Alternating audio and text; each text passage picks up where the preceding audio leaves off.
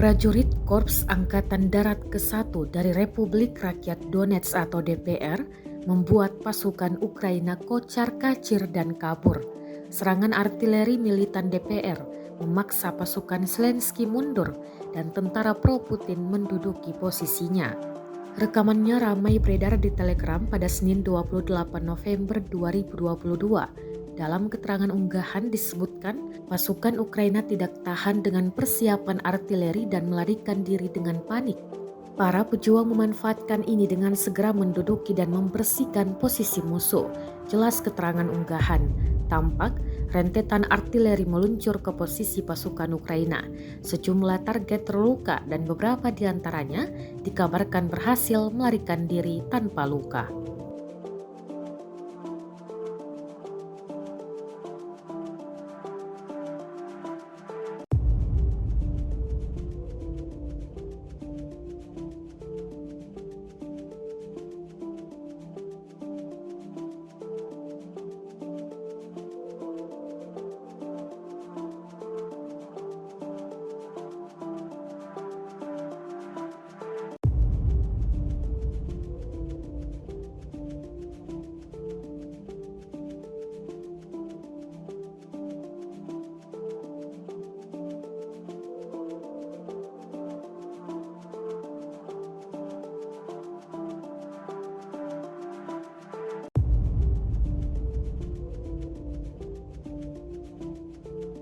Rusia melaporkan secara total 333 pesawat Ukraina, 177 helikopter, 2.572 kendaraan udara tak berawak, 390 sistem rudal anti pesawat dieliminir sejak awal operasi khusus.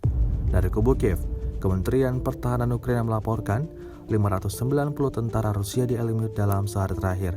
Total 87.900 prajurit Federasi Rusia meninggal sejak awal konflik hingga hari ke-279.